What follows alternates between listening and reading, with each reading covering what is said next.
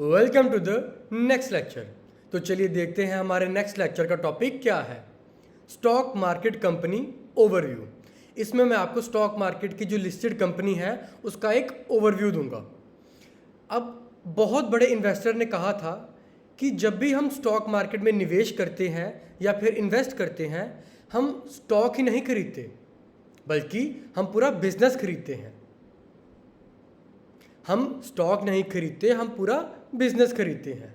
But अब business खरीदने के समय हमें क्या क्या चीज़ें ज़्यादा ध्यान देनी चाहिए या फिर कौन सी चीज़ों पर कम ध्यान देना चाहिए, इस वीडियो में हम यही डिस्कस करेंगे कि कौन सी चीज़ें ज़्यादा इंपॉर्टेंट है और कौन सी कम इंपॉर्टेंट है।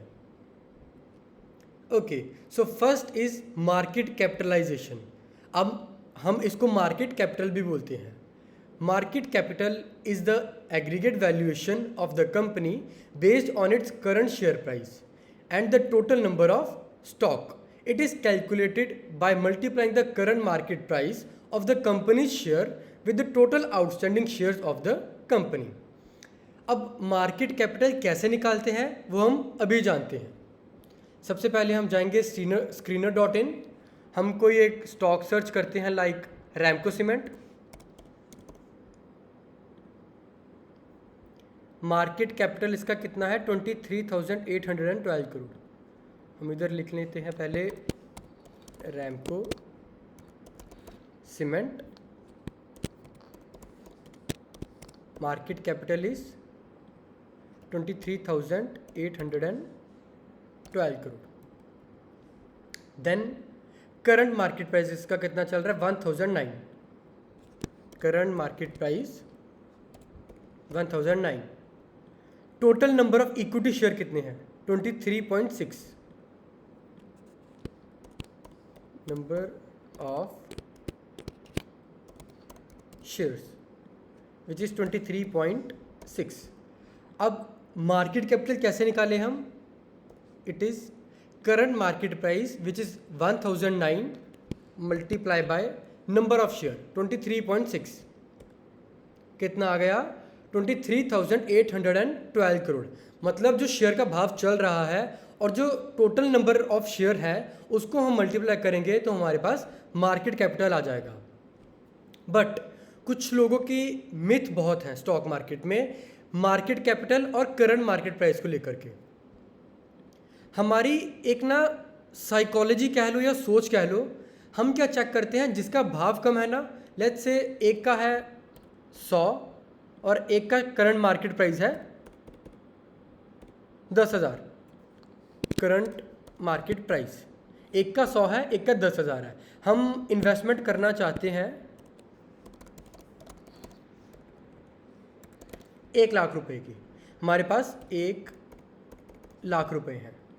हम सोचते हैं अगर हम करंट मार्केट प्राइस जिसका 100 रुपये है उसके अगर शेयर बाय करें तो हमें 1,00,000 डिवाइडेड बाय 100, 1,000 हमें शेयर्स मिल जाएंगे। बट अगर हम ये 10,000 के साथ डिवाइड करें तो हमें सिर्फ 10 शेयर मिलेंगे। मतलब अगर इस कंपनी में, कंपनी इसको नाम दे देते ए, इसको बी, मतलब अगर मैं कंपनी ए में निवेश करूंगा तो मेरे को 1,000 शेयर मिल जाएंगे। बट अगर कंपनी बी में निवेश करूंगा तो सिर्फ 10 शेयर मिलेंगे। तो हम ये सोचते हैं कि कंपनी ज़्यादा अच्छी है, मेरे पास ज़्यादा नंबर ऑफ़ शेयर हैं, और वैसे भी 100 वाला 200 जल्दी हो जाएगा और 10,000 वाला 20,000 बहुत टाइम के बाद होगा। हम आम जो ट्रेडर इन्वेस्टर हैं उनकी आम साइकोलॉजी यही है। तो ये तो सबसे पहले आप गलती बिल्कुल भी मत करना कि जिसका शेयर प्राइस कम है उसमें निवेश कर दूं, जिसमें ज़्यादा है उसमें निवेश ना करूं। हमें करंट मार्केट प्राइस को लेकर नहीं डिसीजन लेना, हमें डिसीजन लेना है मार्केट कैपिटल को देखकर। अब मैं मार्केट कैपिटल आपको दिखाता हूँ 2 कंपनीज की। एक होगा रिलायंस, दूसरा होगा MRF। इधर हम लिखेंगे current market price and market cap. पहले हम देखते हैं MRF का। 34,404 मार्केट कैपिटल है इनका। मार्केट कैपिटल ऑफ MRF 34,404 और इसका करंट मार्केट प्राइस कितना है 81,142। ये हमने इधर सॉरी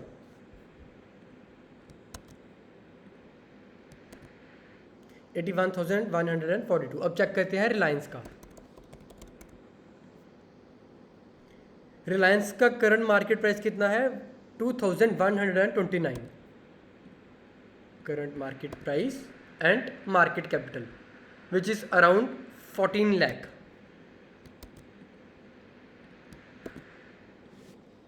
अब कौन सी कंपनी सस्ती है जिसका मार्केट कैपिटल 2,100, जिसका करंट प्राइस जो करंट मार्केट प्राइस चल रहा है 2,129 वाली सस्ती है या 81,142 वाली सस्ती है?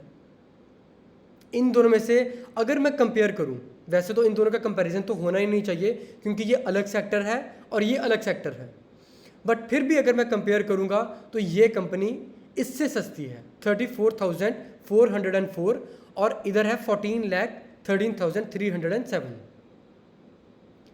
अब 14 लाख करोड़ की कंपनी को 28 लाख करोड़ कंपनी होने में बहुत ज़्यादा टाइम लग जाएगा, बट 34,000 करोड़ वाली कंपनी को 34, अब अगर हम चेक करें 34 मल्टीप्लाई बाय 2 68,000 करोड़ कंपनी होने में इसको कम टाइम लगेगा। अब इन दोनों में से अगर डिसीजन मैं लूँगा तो एमआरएफ मेरे को कुछ बेटर लगेगा रिलायंस से।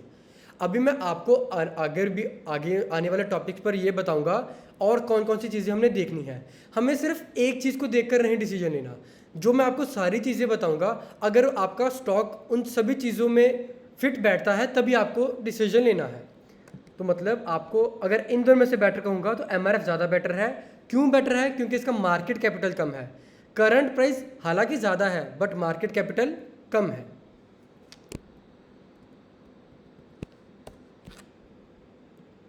मार्केट कैपिटल आपको क्लियर हो गया कि मार्केट कैपिटल क्या होता है और कैसे निकालते हैं? नेक्स्ट टॉपिक पर चलते हैं, book value. Book value is the net value of a firm's asset found on its balance sheet and it is रफली equal to the total amount of all the share holder would get if they liquidate the company. सबसे पहले book value क्या होती है और कैसे काम करती है और इसका फॉर्मूला क्या है बुक वैल्यू को निकालने का। अब मान लो आपको मैं दिखा ही देता हूँ रैमको सीमेंट की एग्जांपल लेकर के। इसका शेयर प्राइस कितना चल रहा है 1009 इसका करंट मार्केट प्राइस चल रहा है। अगर ये कंपनी सब कुछ ख़त्म कर दे, अपने आप को नीलाम घोषित कर दे, फिर भी उसको हर एक शेयर होल्डर को कितना मिल जाएगा 243 पर हेड उनको मिल जाएगा। 1009 उन्होंने निवेश किया बट बुक वैल्यू क्या है 243, मतलब एक्चुअल कंपनी की जो वैल्यू है मार्केट में, जो वैल्यू उनकी एक्चुअल वैल्यू है वह 243, बट कंपनी अच्छी है इसलिए वो 1009 पर बिक रही है। अब बुक वैल्यू निकालते कैसे हैं? सबसे पहले हम जाएंगे बैलेंस शीट पर। इधर हम देखेंगे टोटल एसेट विच इज़ 11,455। देन हम चेक करेंगे टोटल लाइबिलिटीज़ कितनी है 2621। अदर लाइबिलिटीज़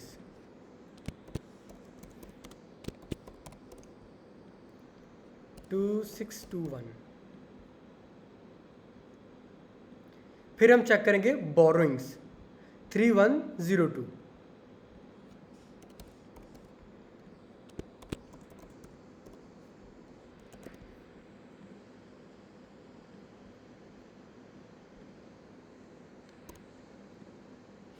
अब टोटल एसेट निकाल लिए, अदर लाइबिलिटी निकाल ली, बोरोइंग निकाल ली। अब हम टोटल एसेट को माइनस करेंगे अदर लाइबिलिटी के साथ और फिर माइनस करेंगे बोरोइंग के साथ। 5,732 हमारे पास वैल्यू आ गई। अब इसका क्या करेंगे, इसको हम डिवाइड करेंगे। पहले 5732 को डिवाइड करेंगे हम किसके साथ, नंबर ऑफ शेयर के साथ। बुक वैल्यू इसकी कितनी बन रही है, book value of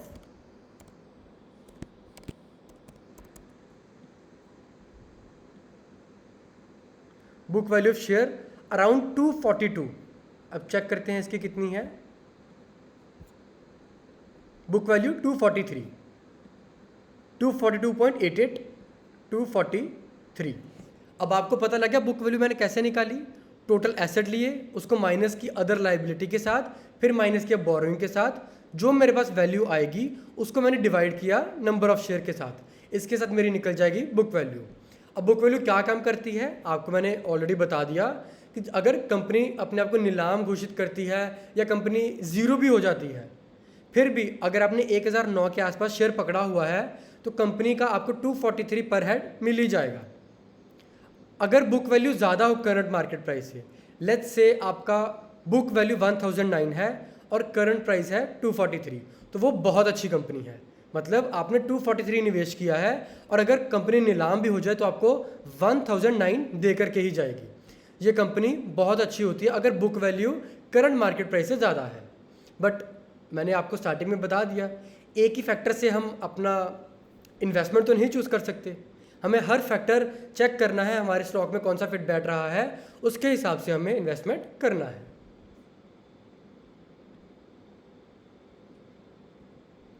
face value. Face value is a financial term used to describe the nominal or rupee value of a security as stated by its issuer. It has no relation with the market price of stock. अब face value क्या होती है? ये वो financial term है जो describe करती है नॉमिनल या रुपी वैल्यू सिक्योरिटी की। अब इसको एज स्टेटेड बाय इशूर, जो इशू करता है इसको। अब मैं आपको एक एग्जांपल देता हूँ। लेट्स से एक कंपनी शुरू की किसी ने भी, मिस्टर एक्स ने, उसने लगाए पैसे टोटल 1 करोड़ रुपए। 1 करोड़ रुपए उसने लगा दिए।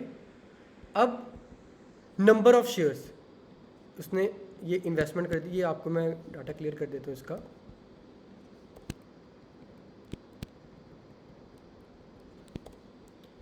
ये इसने की इन्वेस्टमेंट कंपनी में, जो टोटल उसने कैपिटल अपना लगाया। अब उसका number of shares, number of share let's say 10 lakh है।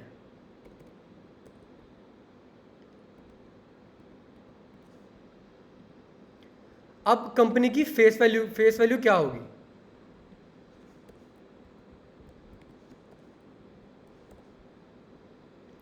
जो कंपनी की फेस वैल्यू होगी, फेस वैल्यू क्या होगी?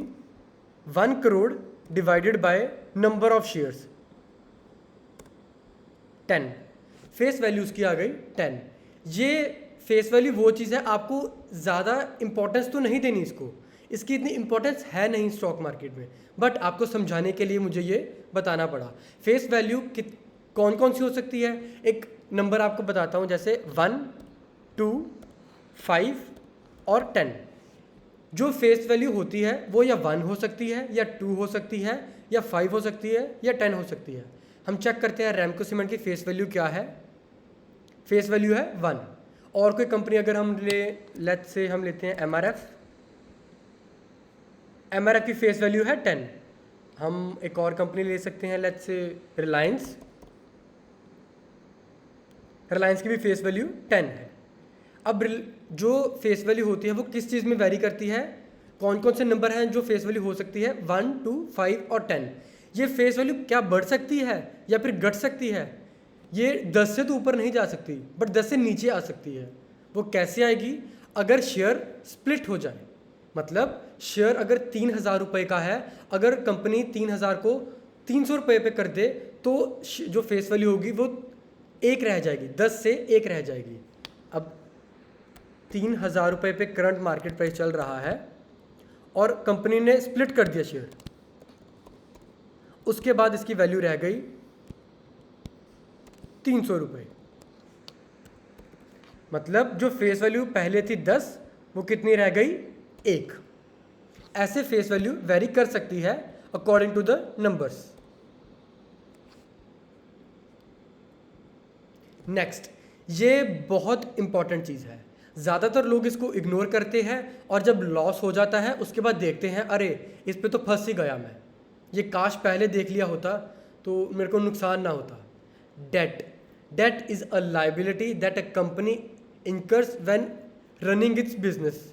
The debt ratio gives company leaders insight into the financial strength of the company. हमें कंपनी का डेट देखना बहुत ही ज़रूरत है, बहुत ज़रूरी है। कंपनी का डेट मतलब कंपनी की मजबूती देखना। रैमको सीमेंट अभी इसका मार्केट कैपिटल कितना है 23,812 करोड़, डेट कितना है 3,102 करोड़, मतलब ऑलमोस्ट ये सेवन टाइम इससे कम, 7 टाइम इससे ज़्यादा है। सॉरी 23,812 करोड़ इसका मार्केट कैपिटल है और 3,102 करोड़ इसका डेट ही है। मतलब 20,000 करोड़ के आसपास कंपनी एक्चुअल वेरी करेगी अगर 3,000 का ये, अगर प्रमोटर अपनी होल्डिंग घटा दे उसको पैसा वापस दे दे डेट को। अगर डेट ज़्यादा है तो हमें क्या निवेश करना चाहिए, आपको एक मैं एग्जांपल देता हूँ। इस कंपनी की, इसका मार्केट कैपिटल कितना है 1.81 करोड़, मतलब 1 करोड़ 81 लाख। इसका डेट कितना है 314 करोड़ का।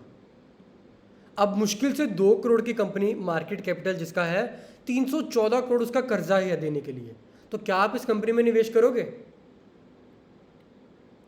भूल कर भी नहीं, क्योंकि डेट वो चीज़ है थोड़ा थोड़ा करके ये कंपनी को सारा खा जाएगी और हमें पता भी नहीं चलेगा। तो डेट हमें देखना बहुत ज़रूरत है। बट अब लोग पूछेंगे कि क्या हम डेट पर ज़्यादा ध्यान दें, बट अगर कंपनी के ऊपर ज़्यादा डेट है तो क्या कंपनी बेकार है? ये भी गलत है। हमें ये चीज़ देखनी है कंपनी ने डेट किस चीज़ के ऊपर लिया है। या तो कंपनी ग्रो करने के लिए डेट ले रही है, कंपनी ग्रो करके तभी डेट ले रही है, या फिर कंपनी को और लोगों को पैसे देने हैं। लेट्स से एक कंपनी, हम एग्जांपल लेंगे,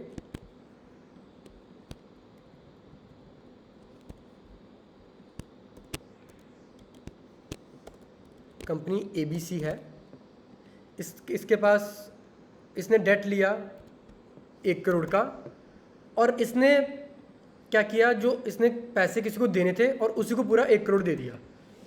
इसने पैसे 1 करोड़ लेने थे मिस्टर ए से और मिस्टर बी को 1 करोड़ दे दिए। मतलब कंपनी कर्जा ले रही है और कर्जा चुका रही है। मतलब इसको मैं तो अच्छी कंपनी नहीं कहूँगा, जो कर्जे ले रही है और कर्जे चुका रही है। एक से ले रही है दूसरे को चुका रही है, दूसरे से ले रही है तीसरे को चुकाएगी, तीसरे से लेगी तो चौथे को चुकाएगी। मतलब ये कंपनी पैसे सिर्फ अपने डेट आगे आगे आगे दौड़ रही है। अगर कंपनी 1 करोड़ रुपए ले रही है किसी से डेट और अपनी कंपनी की एक्सपेंशन के लिए ले रही है तो फिर कंपनी अच्छी है। फिर कंपनी ग्रो करने के लिए ले रही है तो मतलब कंपनी में अगर आने वाले टाइम में ग्रो करेगी तो कंपनी अपना डेट भी चुका देगी और कंपनी अच्छा ग्रो भी कर जाएगी। तो ऐसे हमें चेक करना है, कंपनी को ट्रैक करना है कि कंपनी किस कारण डेट ले रही है।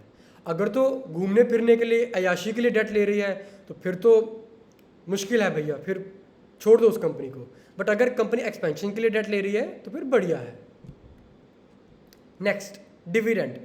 Dividend is a distribution of profit by a corporation to its share holders.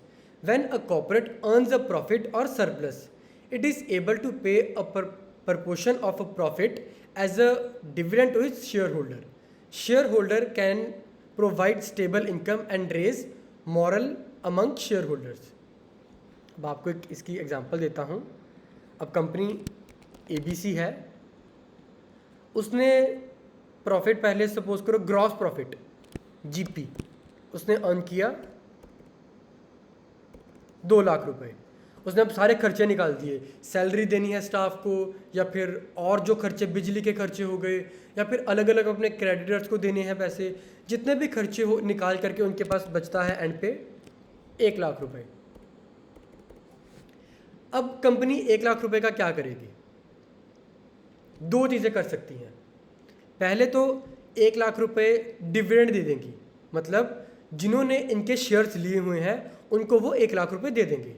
और दूसरी चीज़ क्या करेगी, जो 1 लाख रुपए है उसको फिर से री इन्वेस्ट कर देगी अपने बिजनेस में।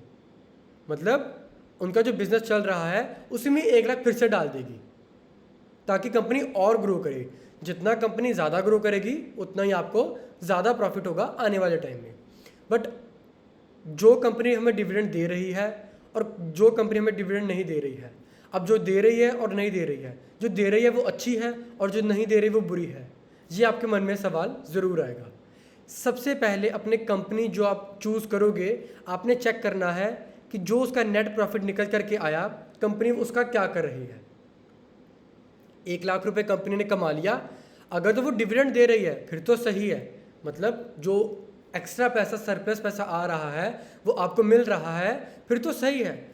या हम ये देख रहे हैं कि कंपनी का जो नेट प्रॉफिट आया वो अपनी री इन्वेस्ट कर रही है कंपनी में ताकि और एक्सपेंड करे, तो वो भी सही है। आने वाले टाइम में कंपनी की ग्रोथ होगी, उससे हमें ही मुनाफा होगा। तीसरा, अगर कंपनी ये नेट प्रॉफिट जो प्रमोटर है इसको गोवा जाके कैसीनो में पैसे उड़ा रहा है, सिंगापुर जाके बढ़िया फ्लैट ले रहा है, घूम रहा है, ये चीज़ें अलग अलग वो ये ऐसी चीज़ें कर रहा है, तो फिर उस कंपनी से बच करके रहिए, क्योंकि वो ना तो आपको पैसा दे रहा है, ना कंपनी अच्छे से ग्रो कर रहा है, वो पैसा खुद अपने लिए निकाल रहा है और खुद ऐश कर रहा है। तो इस कंपनी से दूर रहिएगा जो नेट प्रॉफिट सही से इस्तेमाल नहीं कर पा रही।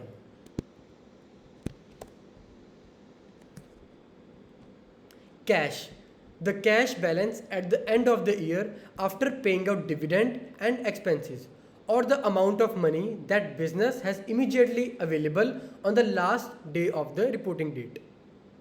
अगर हम रैमको सीमेंट के एग्जांपल लेकर के चले तो साल के अंत तक इनके पास कितना पैसा इकट्ठा हुआ, 144 करोड़, 144 करोड़ के अराउंड इनका कैश इकट्ठा हुआ। अब ये जो कैश है ये हमें किस चीज़ों से बचा भी सकता है, ये कैश आने वाले डेट जो खड़े होंगे कंपनी के लिए उससे बचा सकता है कंपनी को।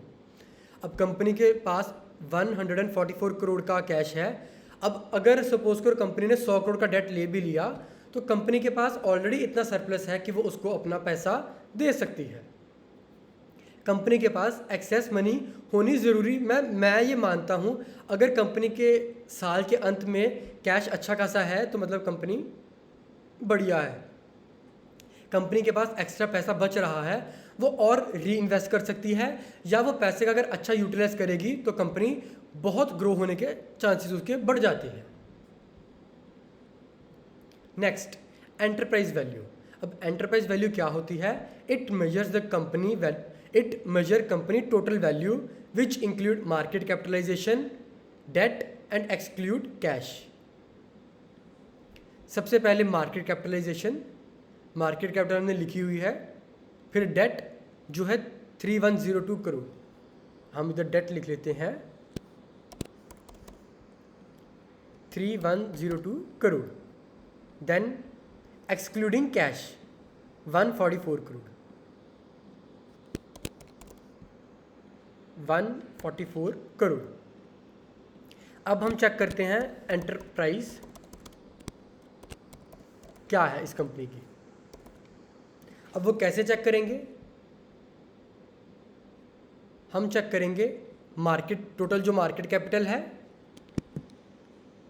Plus debt minus cash, 26,770 crore. Enterprise value कितनी आई? 26,770 करोड़। मैंने क्या किया, हम फिर से एक बार चेक करते हैं। एंटरप्राइज वैल्यू कैसे निकाली मैंने? Current market price plus debt minus cash. अब जो एंटरप्राइज वैल्यू उसकी निकल करके आई वो 26,770 करोड़ के आसपास आ गई। Promoter holding. अब प्रमोटर होल्डिंग क्या होता है? The percentage of share that are held by promoters of the company. मतलब ये वो शेयर है जो कंपनी के मालिक के पास पड़े हुए हैं। अब कितने नंबर ऑफ शेयर हैं जो मालिक के पास पड़े हैं, ये कैसे चेक करते हैं और किधर चेक करते हैं? हम वापस इधर आएंगे, इसको नीचे करेंगे,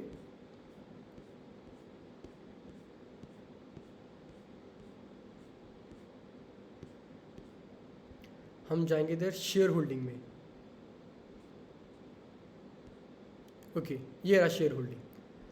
अब हम चेक करते हैं जून 2018 में प्रमोटर के पास कितना था, 42.75%। 42.75% कंपनी का टोटल मार्केट कैपिटल में से इतना हिस्सा प्रमोटर के पास पड़ा हुआ है। बट बाद में इसका रह गया मार्च 2021 में 42.54%। टोटल मार्केट कैपिटल कितना है, 23,812 करोड़ में से कंपनी के मालिक के पास कितना पड़ा है, ऑलमोस्ट अराउंड 42% के आसपास। मतलब 42% हिस्सेदारी कंपनी के मालिक के पास पड़ी है।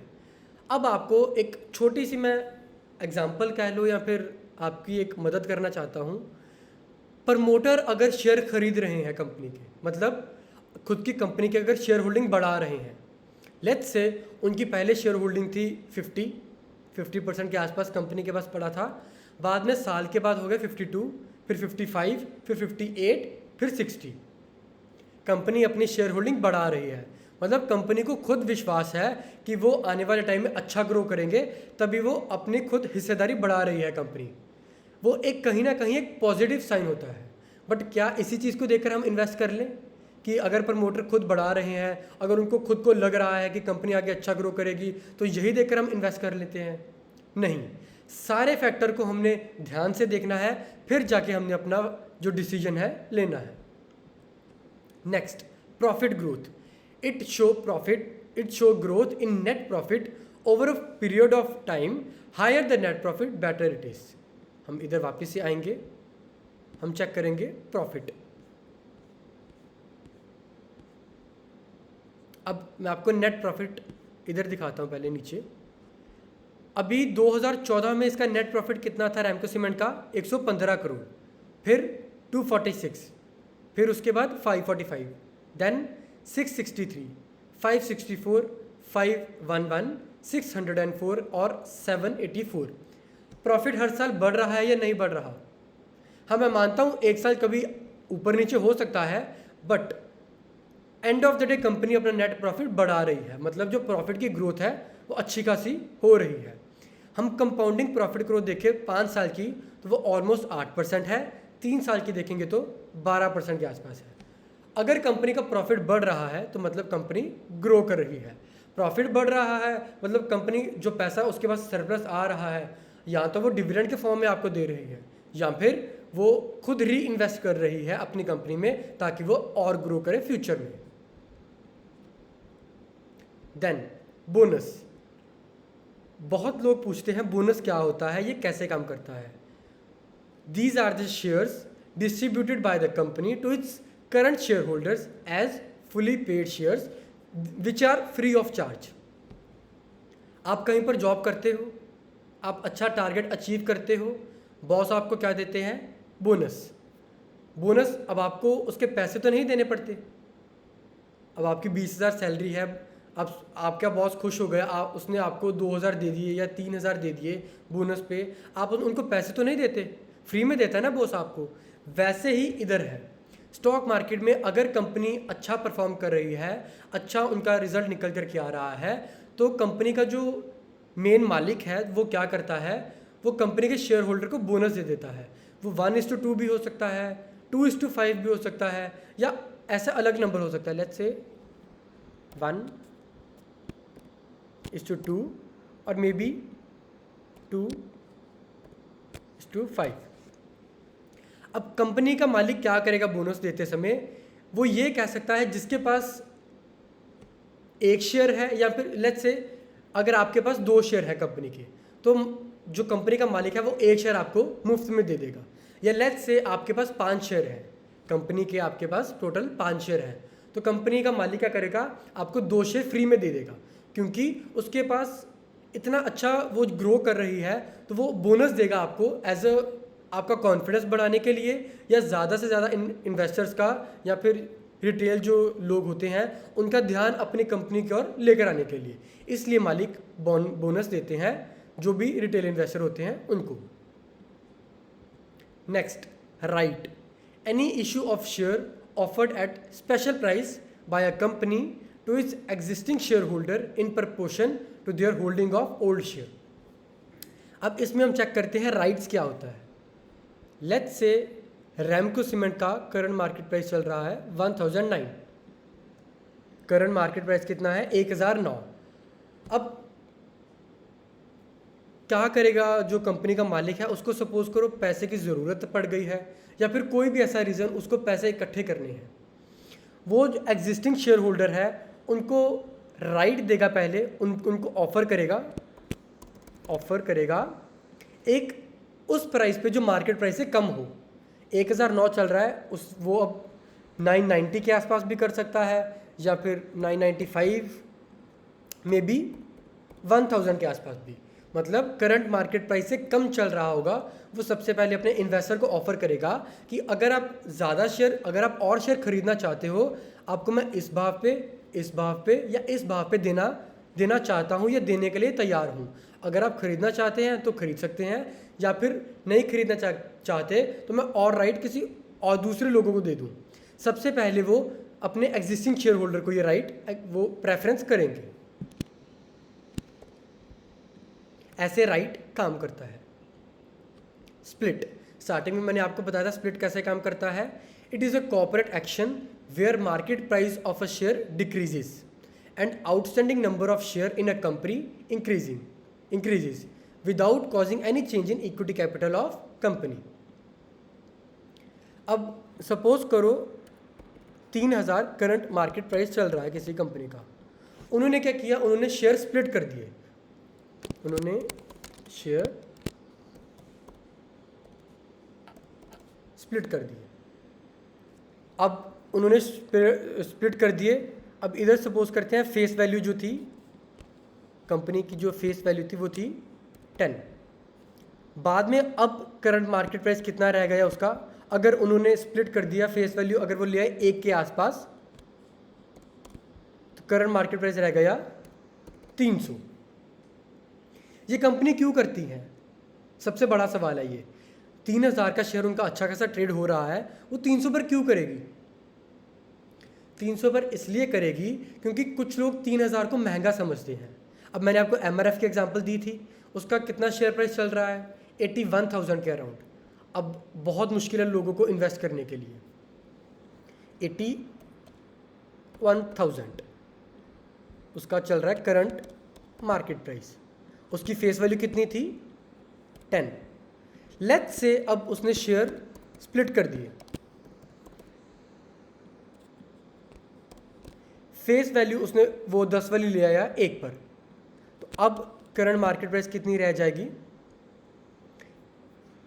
8100। मतलब उसने 10 गुना सीधा करंट मार्केट प्राइस उड़ा दिया। अब 8100 पे आम जो इन्वेस्टर है वो खरीद सकता है। 81,000 हमें कहीं ना कहीं महंगा लगता है, हालांकि हमें चेक क्या करना है मार्केट कैपिटल, बट स्टिल ज़्यादातर लोग चेक करते हैं करंट मार्केट प्राइस। तो इसलिए कंपनी क्या करती है, उसको थोड़ा कम कर देती है, मतलब स्प्लिट कर देती है शेयर को, ताकि कम पर ज़्यादातर ट्रेडिंग शुरू हो जाए, ज़्यादा ट्रेड वॉल्यूम जो है बढ़ जाए इसके कारण।